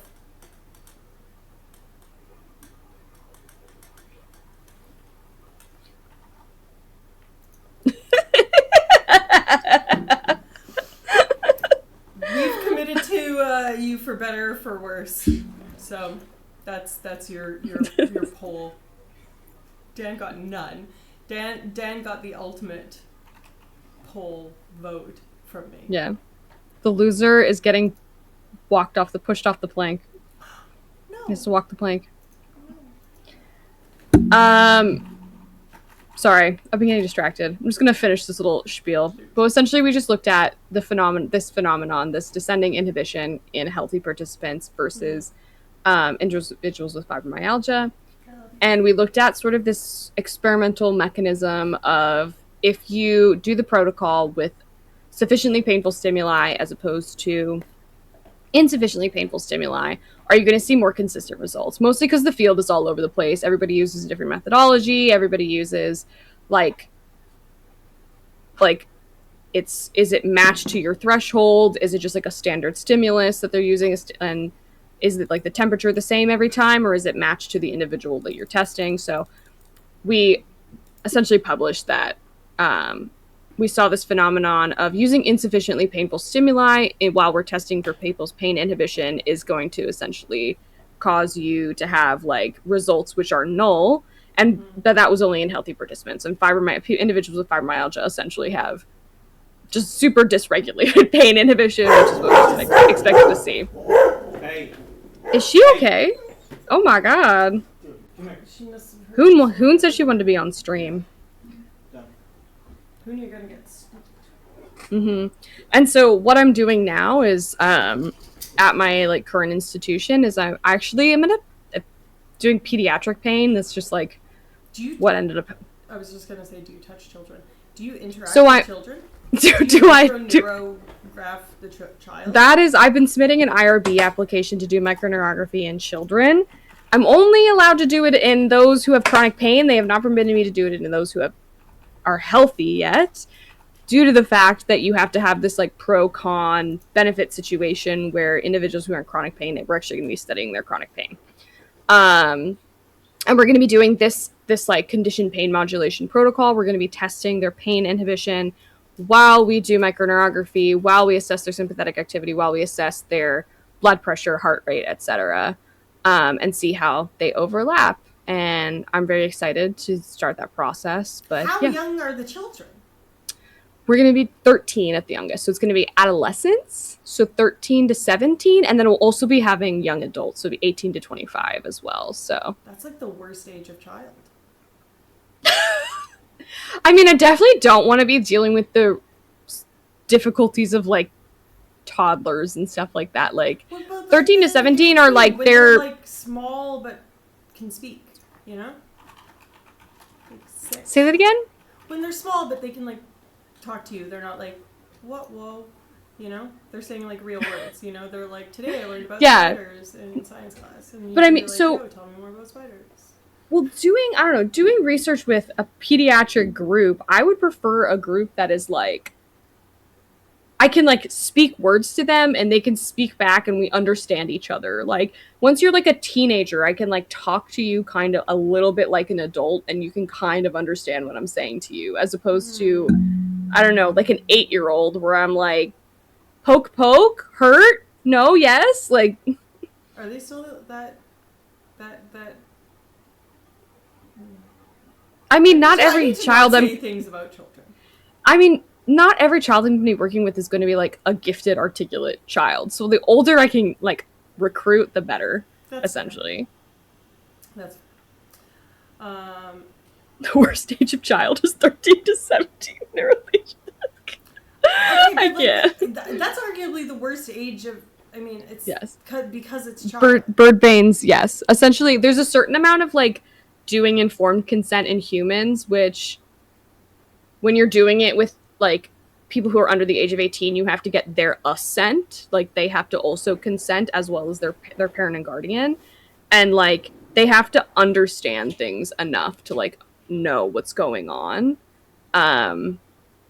Yeah. So and I don't think anyone under the age of 13 is going to get, you know what I mean? So Mel Knoll does pediatric pain and research, peds, I know. And there was a study that she did about like vaccine administration and whether or not if the kid looks at it or doesn't look at it, and whether or not they get like coaching and stuff like that from their guardian or whatever. Yeah, fear of needles is definitely an exclusion criteria for us because, I mean, we're also doing blood draws, so it's going to be like blood draws and the microneurography. You have to do the blood draw? No, I'll have a nurse helping me. No. Nice. 8-year-olds can talk, but should they? I don't know. Yeah, they can, but do their sentences make sense? That's the question. I feel like an 8-year-old can like say stuff. I've built some Lego with some 8-year-olds. They're like in what? 3rd or 4th grade? I mean, yeah. I built like one of those little tractor. They're semi-articulate, but they're like not that smart yet. Yeah, Dougie Licious like gets in fits of hysterics when he gets blood drawn, which is weird. I mean, that is don't make sense, and you have doctorates. Sit down, get a grip. You're going on the naughty step again. Naughty step. Speech from ages 10 and younger. Can't expect too much articulable speech from ages 10 and younger. Articulate, I think, is what we're going for there. Pain, stop. Pain is bad. Can I ban a mod? Savages. This is a feral fucking stream. It really is. It really is. We're feral. Okay, Alicia, you get to give your backstory and what you do. Other than all we know is that you did pain and that we were in the same lab. So what else do we need to know? I mean, I've talked a lot about the addiction background that I have. Yeah, that's true. So, I mean, my first foray into any sort of research was in human research, which taught me that I didn't want to be in human research. I worked in the eating behaviors lab. I talked vaguely or a little bit about the study that we were working on, which was looking at visual attention to fat or thin related words in individuals that have problematic eating or disordered eating tendencies and low body image and a whole bunch of related scores on surveys and stuff like that versus healthy or normal participants, and whether or not they were primed by looking at neutral images and they were just as close to a gender neutral shoe as you could get. That was our priming images, or images of thin models. And basically the idea was that if you show them pictures of thin models before this, that it will bias your vision towards words that are weight related rather than a neutral word like cup or, tiger or something like that, which was an interesting study to be a part of. I learned how to do eye tracking and stuff like that, but the pilot work to find the pool of words to do that, because you couldn't have words that secretly had a meaning to the undergraduates that we were participating or using as participants. If there's something like, oh man, that's fat, there was PHAT in my younger years. Yes, yeah, I remember that. You had to check and make sure that no one had any preconceived notions of what these things were. You also had to match all of the words on word length and syllable and familiarity and stuff like that, so you didn't have inordinate attention towards a word because they're like, what the fuck is that word? If you put Daenerys Targaryen and then blue, people are just going to look at the more, kind of crazy out there words. So we had to match a whole bunch of different stuff. So that was one of the first things that I did science-wise. And then I went into a brand new lab of a PI that was just starting at that institute and is no longer in science. And they were doing addiction research, and what we were looking at in a rat model is essentially trying to recapitulate and parse apart findings that have been shown in human correlational studies that show that the higher instances of adverse childhood experiences, so things like neglect, abuse, having parents be divorced or incarcerated, various other criteria. Basically, there's a whole bunch of them, but any adverse childhood event that's more than just a fleeting, oh, I scraped my knee when I fell off my bike kind of thing. And those individuals that have the higher number of adverse childhood experiences that you have, the more likely you are to then go on as an adult to experience addiction or be diagnosed with a substance use disorder of any kind, regardless of the substance in question. And so what we wanted to do in that case was see if we could model this in a rodent, which you very easily can. We put predator odor in a little vial so they can smell like fox urine, which is kind of just a looming kind of threat. It would be the equivalent of having potentially a parent that when they're angry at something, or they come home grumpy from work, will yell at you or something like that, but you're not in any physical danger. We never physically harm them. We also do restraint stress, which, I mean, as an analog for an actual human thing, I don't know how far that really works. We socially isolated them for a week from their litter mates and then put them back after that week. We give them unlimited access to food, but for 12 hours a day, and then for the other 12, they don't have access to food for, again, a very short period of time. So this is meant to mimic food scarcity that you might have if you were in a disadvantaged home and didn't know if you were going to have breakfast that morning or, that sort of thing. So we do these various types of adversity for a very short time in peri-adolescence. So in a rat, this would be, we were trying to approximate kind of the preteen years, like maybe 11 to 14 kind of thing. And unlimited access to food, yeah. Anyway, so we, where was I?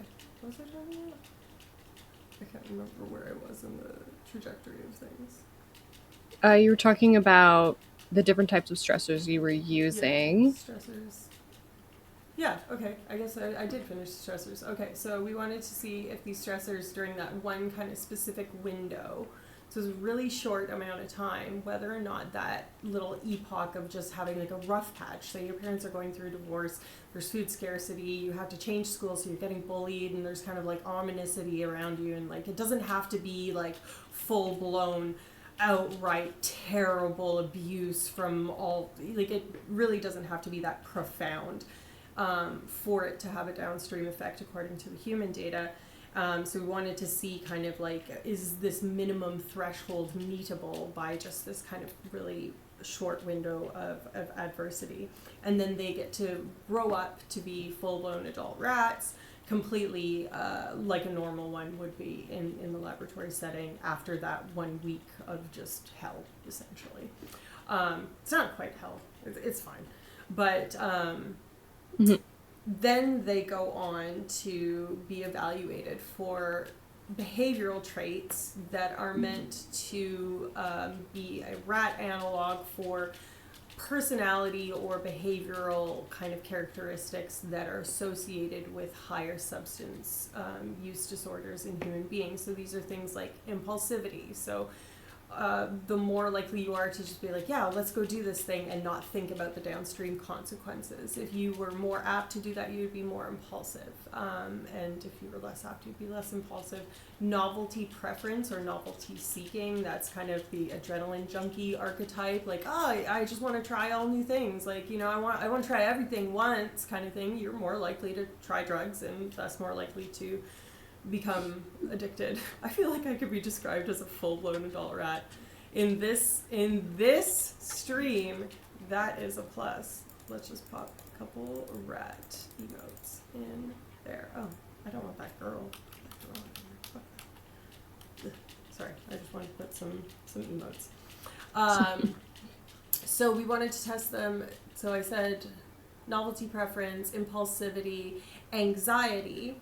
Particularly depending on which type of trait you have, sometimes you'll go into different avenues of drug use. So if you are high trait anxiety, some of the human data suggests that you're more likely to develop an opiate or benzodiazepine use disorder, whereas those that are novelty seeking tend to develop things like stimulant disorders or stimulant use disorders. Though that's not a clean cut. That's so interesting. I did not know that. It kind of makes intuitive sense, though, right? Yeah, a little bit. If you're impulsive and like, yeah, let's go, you're going to be more like, yeah, exactly. So we wanted to test them on those three. There's a fourth one that's a little bit more nebulous and kind of hard to explain, but there's something that I like to refer to as cue sensitivity. So that's basically how sensitive are you to seeing, say, like the McDonald's Golden Arches.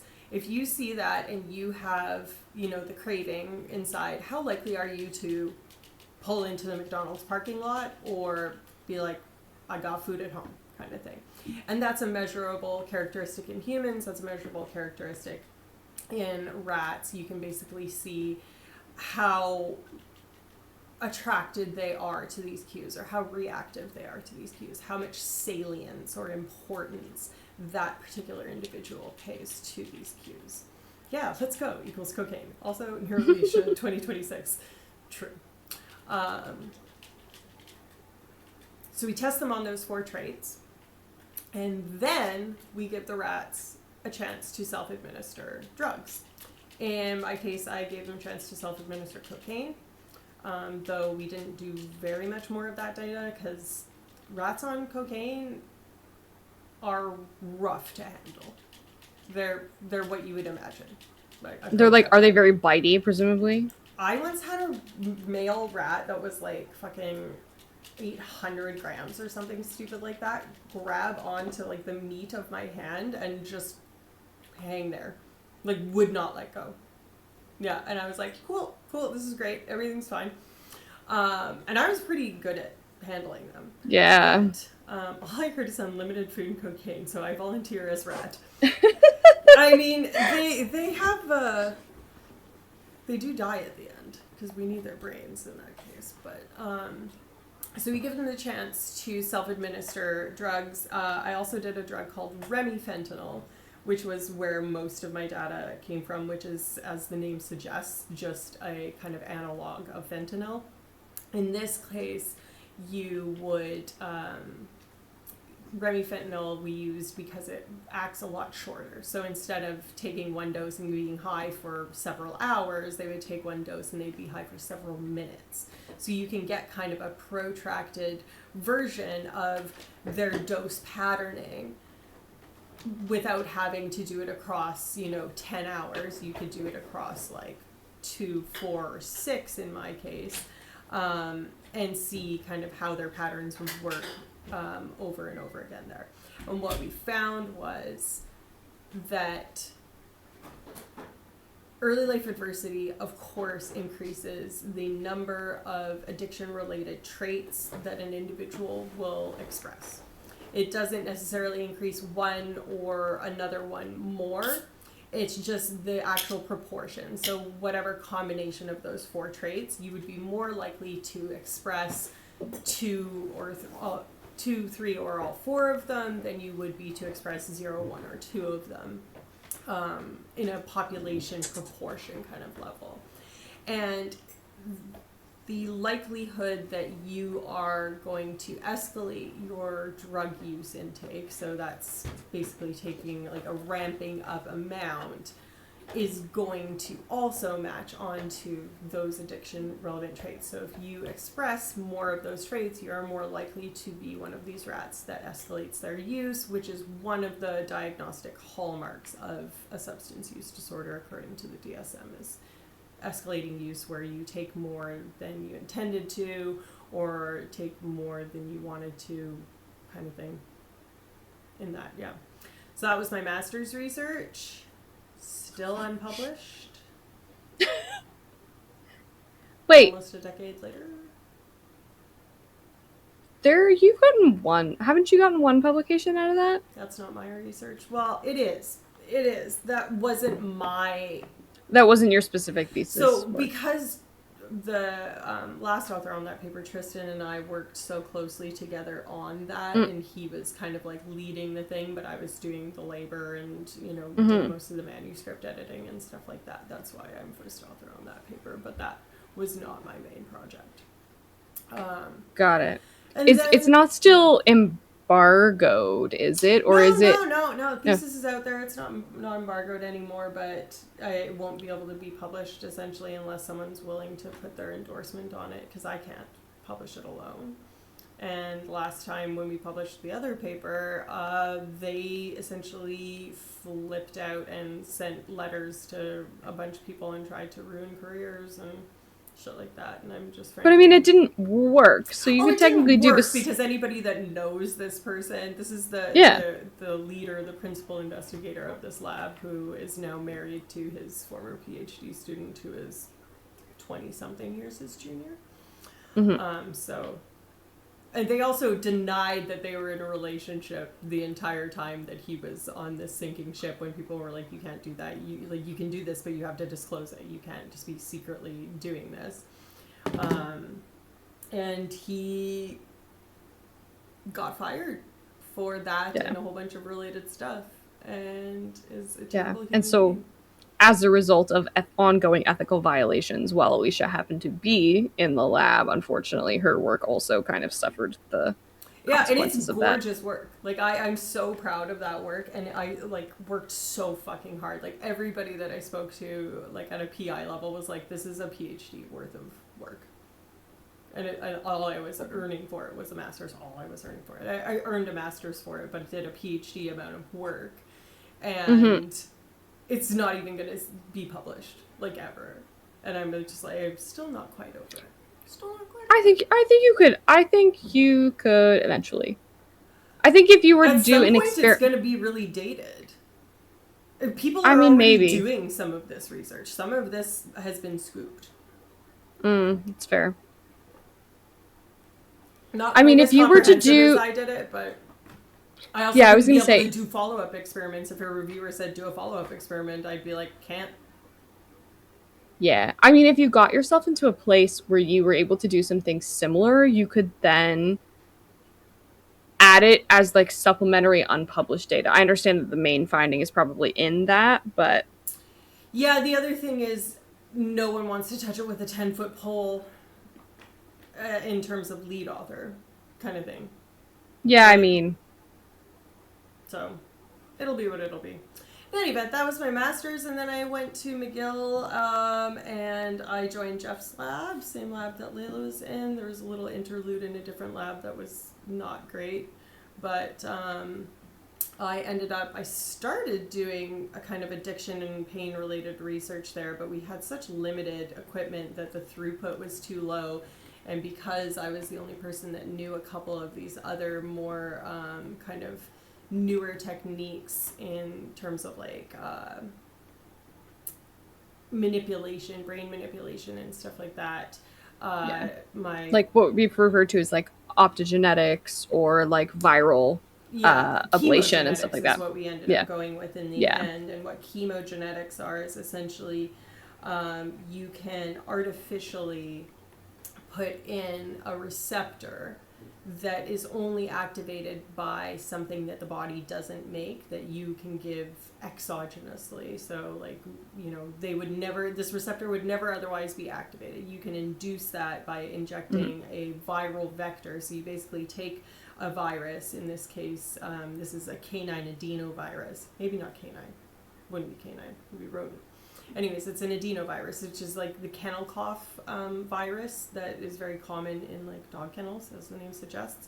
But you take out all of the things that make it kennel cough and you stuff in the stuff that will program these cells to make these receptors. They go in, they make these receptors, and then those receptors just sit there and chill until you give them a specific ligand or activator of that receptor that comes from the experimenter. So you would inject them or give it to them in their water or whatever, and then that will activate that receptor. And sometimes you can make these inhibitory receptors, so it's actually, we can put them in a certain part of the brain and we can turn that part of the brain off. Yeah.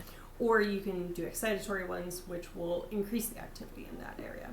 Basically, it makes it so that you can kind of like turn a volume dial on that in a certain window of time. Optogenetics is the same thing, but with light, so you get a much tighter timeline, so you could basically turn it on and off like a light switch. We didn't do that. So in this case, I pivoted away from doing some of the self-administration stuff and towards looking at the kind of underlying neuroanatomy that distinguishes the kind of effective parts of pain, so the parts of pain that make pain unpleasant, which is the only thing that makes pain different from another sensation, is the fact that it's aversive or unpleasant. Otherwise, it would be no different than, seeing, hearing, or, otherwise touch. What makes it different is its unpleasantness. But of course, it also has a sensory component, and those two things, research had previously shown, were governed by different areas of the brain. And as Layla was talking about earlier, there's ways to measure the sensory aspect of pain, the poking, the temperature manipulation, and you can test how fast a rat pulls its hand away. But you can't ask a rat how much that bothered them. Like for me personally, if I burn my hand, I'm way more bummed than if I was outside in the cold shoveling and my hands got so cold that they were in pain, kind of thing. Like much, much more upset. Or, if I stub my toe versus scrape my knee. Like a stomach, and one of the big distinctions is like visceral pain often has more of an affective component. So you have a stomach ache or something, that usually is considered to be more unpleasant or more Right. awful than like something that's more peripheral. Right. Yeah. So, but the point is, these are very subjective things, Yeah. and canonically can't really be measured directly in a rodent, except the fact that anyone with a pet knows you can tell if your pet is not doing okay. You can tell if your pet is scared because they change their behavior. And a lot of the behaviors that they do facially are analogous to the way that other higher order mammals, including human beings, grimace is the term that we use, or change their facial kind of expression to reflect their, internal state. We use that in our ways of emoting of all varieties, but we also express pain that way. And what we wanted to do is see if we use these chemogenetic inactivation techniques that we mentioned before to different areas of the brain, whether or not they would change the sensory response versus the effective response as measured by their facial expression, differentially depending on which area we turned off or left alone kind of thing. And what we found was that they are dissociable, governed by different areas of the brain, and thus are truly separate kind of components of the pain experience and can be, completely independent of one another and independently measured. And why that's important is if you could, in theory, find a way to only affect the part of your brain that makes the pain feel unpleasant and not take away the pain itself sensorially, you could be like, I feel the pain, but I don't care about it. That would be pretty beneficial, right? Old Man Felonius made it back before you wrapped up. Yeah. Thanks for coming back. Yeah, welcome back. I will try to wrap up pretty quickly. The other thing that we did to kind of recapitulate this in a different way is we wanted to examine the degree to which pain is like or unlike other emotions, because when we say it's expressed on the face like other emotions, we're just saying that, right? And it is true, there are other ways to kind of underline that, but one of the things about facially expressed emotions across all species that they've measured this in is that you express your facial expressions more strongly, usually on the left side of your face, because it's governed by the right side of your brain, and that there's something called lateralization. So whether or not you can actually see that with your eyes, like you don't smile more on one side for the most part, some people do, but this has been examined for all the other emotions, but has never been looked at for pain. So we wanted to say, hey, okay, does this happen with pain? Turns out it is lateralized, but it's to the opposite side, which is really interesting because I'm not really sure why. We don't know. Hypotheses as to why that might be, but the kind of big takeaway for us was, okay, pain is both like and unlike other emotions. So it's like other emotions in that it's expressed facially, but it's unique amongst an emotional or an affective experience in the way that it's expressed. And that's probably related to how it's processed and might be related to how we can then treat pain in ways that are more sophisticated, advanced, and less problematic or side effect laden than currently exist. And can you clarify really quick? I can't remember. Was the rodent data for the lateralization different from other rodent data? Like it was the opposite side for other rodent emotions as well? No one's looked at them. Okay. Because I remember the one thing. So I actually worked on like the human translation. I kind of mentioned I did like human translation work for mouse studies in Jeff's lab. I worked on the human translation component of this study. And it was rodents and humans were on opposite sides, right? Right. So I think that's where a lot of this has kind of become a little bit more of a quagmire than we kind of wanted to be, with me no longer working in that lab and being able to follow any of this up. Because I think all of the other emotions that they've shown laterality for in other species, I mean, it's hard to call the emotions like happiness and stuff like that in rats. You can like kind of show fear and you can show Yeah. disgust if you give them like hypertonic water, so like really, really, really, really aversively salty water or bitter flavors and stuff like that. And those show lateralization again to the opposite side. So they're still unique from pain in that, but pain face in humans, we didn't find, I don't think, anything other than the fact that it was just to the opposite side, and there wasn't enough data for us to say if that was like a real effect or not. And it was taking forever for us to like get those data because we were collaborating with another lab, so that kind of branch of it sort of died off. But yeah. Gang's all here. Gang's all here. Right as we're getting ready to wrap up. We were doing the what's the connections puzzle, you know, like the New York Times connections, do you know? Yeah. We were doing one recently, and it had carrot, CAR, and I was like, E.T. Yeah, carrot goes down, carrot goes down, Carrot goes down. yeah, Carrot goes down. yeah. So yeah, that's my research. That's Layla's research. That's us. That's our background. Mm-hmm. And that's what. And we are, and we both finally updated our Twitch profiles, so we are actual PhDs now, not just PhD students. Never again. Never again. Honestly, I'd go do a different doctorate. I'd go do a fun one. I'd go do like. Define fun. I'd go do one where I can just like read books and shit.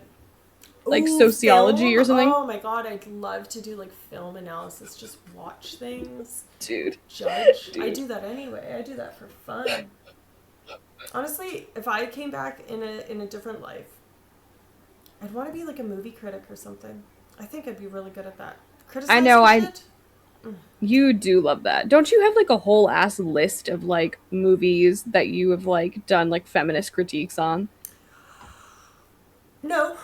I have a list of movies that I consider to be the best movies. Like I have a top 100, and I think it's at 120 of my favorite films. That's like somewhat ranked. I've tried to rank it.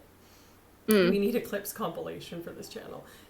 There are some good clips on both your channel and this one. Mm-hmm. It's a gooder. A rosary of rubber chickens. Oh, sick.